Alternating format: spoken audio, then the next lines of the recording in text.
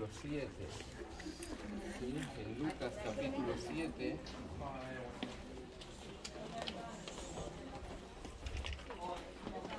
Juan, digo que voy a leer en Lucas y estoy en Juan. Entonces en Lucas 7 dice lo siguiente: después de haber terminado todas estas palabras, el pueblo que le oía entró en Capernaum. Y el Señor Jesús entró nuevamente, y el siervo de un centurión, a quien él quería mucho, estaba enfermo y a punto de morir. Sí, había un centurión con una centuria, 100 soldados romanos, y cuando el centurión oyó hablar de Jesús, le envió unos ancianos de los judíos rogándole que viniese y sanase a su siervo. Y ellos vinieron a Jesús, los ancianos de los judíos, y les dijeron: ¿están conmigo, hermanos? Sí. Y vinieron a Jesús y le rogaron con solicitud, diciéndole: es digno que le concedas esto, que sane al siervo al centurión, porque ama a nuestra nación y nos edificó una sinagoga. Sí, el centurión ama a la nación y nos edificó una sinagoga. Es la única sinagoga que encontraron en Capernaum. Y entonces ustedes están sentados encima de los restos de la sinagoga que construyó el centurión. Como el pastor Beto nos explicó, esta sinagoga, la original, está abajo. Ustedes ven que todo Capernaum estaba construido con las piedras negras, las piedras típicas de este lugar. Entonces ahí los franciscanos hicieron un agujero, como un pozo, que podemos ver abajo los restos de la sinagoga original de la época de Jesús, en piedra negra. Luego, cuando el Imperio Romano adopta el cristianismo y empiezan a venir peregrinos y vienen a ver la sinagoga donde ministró el Señor Jesús en Capernaum, como estaba destruida, la tuvieron que reconstruir, y parece que les gusta más a los primeros cristianos, les gustó más la piedra blanca que la piedra negra, y la reconstruyeron con piedra caliza, piedra blanca, cuando la original está abajo con piedra negra.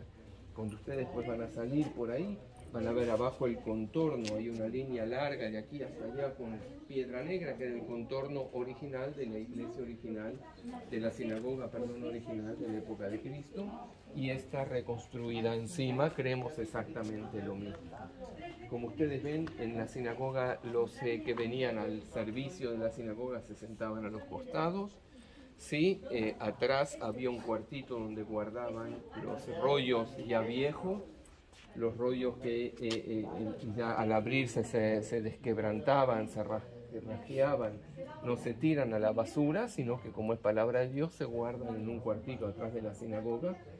Y los rollos, el armario, el cupboard con los rollos nuevos, los rollos que se usan, estaban ahí en el frente, donde están las tres puertas. Se entraba por el frente, no por atrás, como en nuestras iglesias. Cuando usted llega tarde nadie lo ve porque entró por atrás, se sienta y calladito. Ahí, cuando el que llegaba tarde lo veían, ¿ven? Porque entraba por adelante, la entrada era por adelante. Y por supuesto, tampoco es como hoy nosotros, que podemos elegir a qué iglesia vamos a ir, sino que la gente de Capernaum se reunía en la sinagoga de Capernaum. Ninguno de Capernaum iba a ir a Betsaida, porque decían: y este no es de aquí, este es de Capernaum, ¿por qué viene a la sinagoga de Betsaida? Algo malo hizo, no lo quieren ahí, y vienen aquí. Entonces la gente se reunía en su sinagoga local, como decimos, se sentaba alrededor, en el medio se ponía la bamá, el podio, donde el que era invitado a leer leía, y después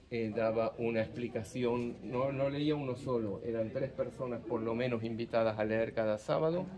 Se leía la porción semanal y los profetas.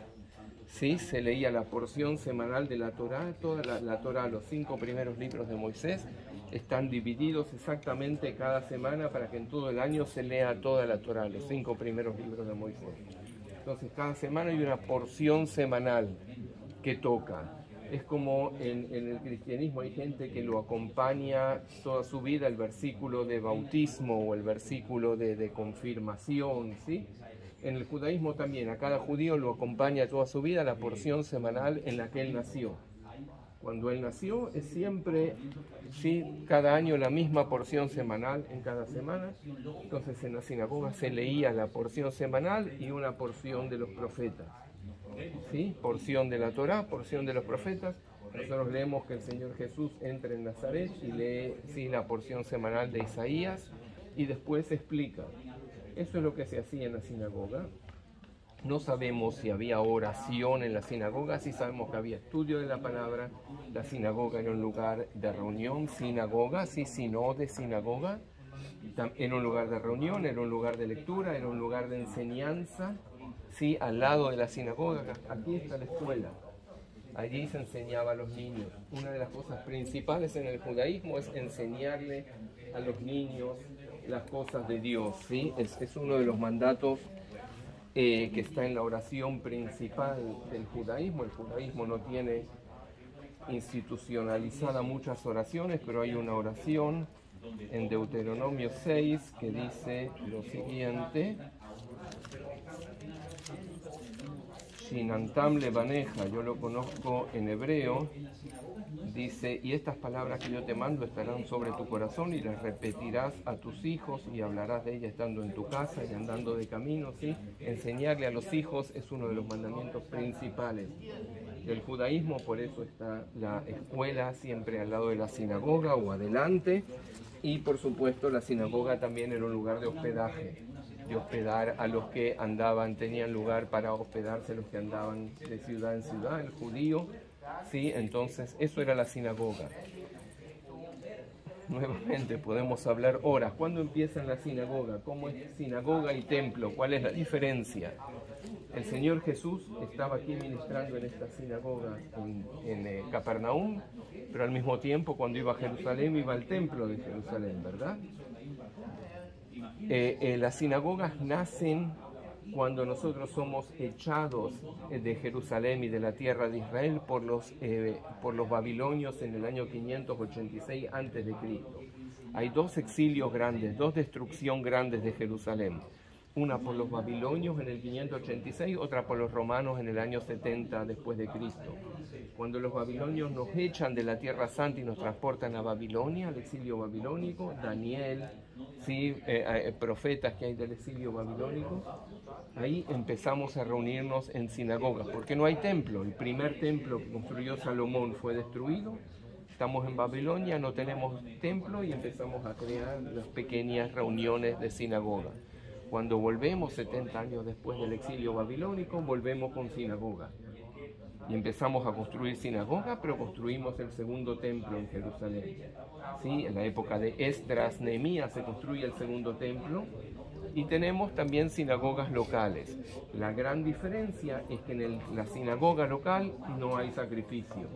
El sacrificio por nuestros pecados, ¿sí? Donde se sacrifica el animal, es solo en Jerusalén, en el templo, en el altar de Jerusalén. ¿Sí? Entonces estamos andando paralelo con sinagoga y templo de Jerusalén. Cuando el segundo templo va a ser destruido, no existe más templo, no hay más sacrificio y sigue la sinagoga.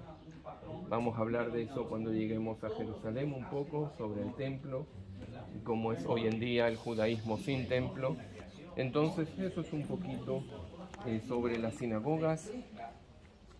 El lugar donde estamos, por supuesto, el Señor Jesús hizo hasta milagros también aquí. En esta sinagoga se acuerdan que entró un sábado y un hombre tenía una mano seca y había nacido así. El Señor le dijo extiéndala, sí, y le reprocharon por qué cura el día del sábado.